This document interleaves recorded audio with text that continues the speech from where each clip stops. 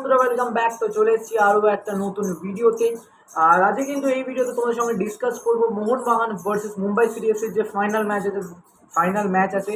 তো সেই ব্যাপারে কিন্তু ডিসকাস করবো যে তার টিকিট কবে বেরোবে বা অনলাইন অফলাইন সব কিছু নিয়ে ডিটেলস তোমাদের আমি এই ভিডিওতে শেয়ার করবো। তো তার আগে বলে দিই, যারা যারা এখনও চ্যানেলটাকে সাবস্ক্রাইব করোনি তো অবশ্যই নিচে লাল রঙের সাবস্ক্রাইবার বাটনটা আছে, ওখানে ক্লিক করে সাবস্ক্রাইব করে দেবে।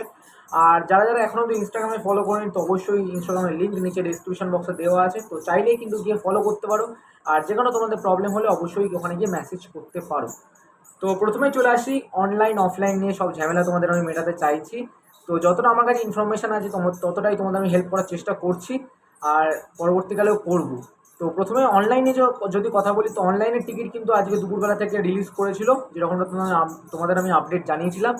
আর বেরোট করার সাথে সাথে কিন্তু সবই বলতে পারো সোল্ড আউট হয়ে গেছে। আর যারা যারা কেটেছো তারা তো অবশ্যই লাকি বলতে পারো, যারা যারা তাড়াতাড়ি করে কেটেছো। আর যারা যারা কাটতে পারোনি তাদের তো সত্যি বলতে পারো, আজকে তোমরা যদি কাটতে পারতে তাহলে হয়তো তোমাদের জন্য একটু বেটার হতে পারতো। বাট আমার মতে বলে যে হয়তো আরও কিছু স্টকের টিকিট আছে মেবি, যেটা হয়তো কালকে ছাড়বে। আমি জানি না পুরোপুরি সব অনলাইনে টিকিট শেষ হয়ে গেছে কি হয়নি, বাট এখনও কিন্তু সোল্ড আউট দেখাচ্ছে। তোমরা যদি যাও বুক মাই শোতে, ওখানে গেলে কিন্তু তোমরা সরাসরি দেখতে হবে যে সোল্ড আউট। বাট আমার যতটা মনে হচ্ছে এখনও কিন্তু ভিআইপির টিকিট ছাড়েনি, আর এখনও কিন্তু অনেক জায়গার টিকিট মানে দেওয়া হয়নি, যেরকমটা আমার শোনা গেছে। আর কালকের হয়তো ছাড়তে পারে, আবারও একটা স্লটে ছাড়তে পারে। তো আজকে ফার্স্ট স্লট হয়তো ছিল, কালকে হয়তো সেকেন্ড স্লট ছাড়তে পারে। তো তাই জন্য বলি, তোমরা কিন্তু চেক করতে থাকবে বুক মাই শোতে, যদি টিকিট তোমাদের মানে ওখানে কিন্তু যদি লাইভ হয় তাহলে কিন্তু তোমরা ওখানে টিকিট কাটতে পারবে। বাট আপাতত এই মুহূর্তে দাঁড়িয়ে কিন্তু এটাই যে সোল্ড আউট হয়ে গেছে, বুক মাই শোতে কিন্তু কোনো রকমের টিকিট কাটা যাচ্ছে না। আর যারা যারা বুক মাই শো থেকে বুক করেছো তো তারা কোথা থেকে পিক আপ করবে সেটা তোমাদের বলে দিই। তো পিক আপ লোকেশন তোমাদের কিন্তু SMS এর মাধ্যমে চলে যাবে। আর SMS কিন্তু যেটা তোমরা একজন কোশ্চেন করেছিলে যে ওখানে কিন্তু 1 তারিখ খালি দেওয়া ছিল, আর কোনো রকমের ডেট দেওয়া ছিল না। তো তোমাদের আরেকটা ভিডিওতে আমি বলেওছিলাম যে পিক আপ লোকেশন তোমাদের SMS দিয়ে দেবে। আর এই ভিডিও তোমাদের বলেছি যে পিক আপ লোকেশন কিন্তু 1 তারিখ দিয়েছে অনওয়ার্ডস, মানে 1 মে অনওয়ার্ডস তোমরা কালেকশন করতে পারো যুব ভারতীতে গিয়ে। আর বাদ বাকি কিন্তু পিক আপ লোকেশন যারা যারা তোমরা দেবে তারা কিন্তু অবশ্যই SMS এর মাধ্যমে তোমরা অবশ্যই পেয়ে যাবে।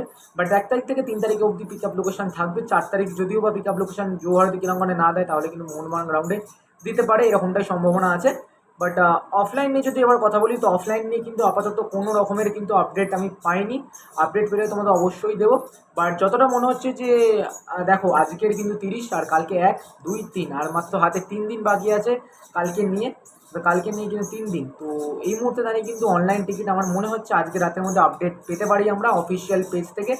তো বর্তমানে দাঁড়িয়ে কিন্তু এখন কোনো রকমের আপডেট নেই মানে অফলাইনের টিকিট নিয়ে। তো টিকিটের আপডেট পেলে তোমাদের অবশ্যই আমি ভিডিওর মাধ্যমে জানিয়ে দেবো, আর তোমরা গিয়ে কিন্তু কাটতে পারবে। বাট অফলাইন আমার মনে হচ্ছে কালকে থেকে হয়তো রিলিজ করে দিতে পারে। তো দেখা যাক কী হয় না হয়। আর সোল্ড আউট এত তাড়াতাড়ি হয়ে গেছে সেটা এক্সপেক্টেড ছিল। আর কেন কিনা ফাইনাল ম্যাচ বলে কথা, সবাই কিন্তু চাইছে ফাইনাল ম্যাচটা যেন মোহনবাগান জিতুক, আর ISL কাপটা কিন্তু বাংলার ঘরে আনুক। তো এটাই চাইবে, আর এটাই তাই জন্য কিন্তু সবাই সাপোর্ট করতে যাবে মোহনবাগান দলকে। আর যেরকমটা এক্সপেক্টেড আছে যে আগেরবার কিন্তু 62,700 মানে 62,000 মতন দর্শক হয়েছিল সেমিফাইনালে।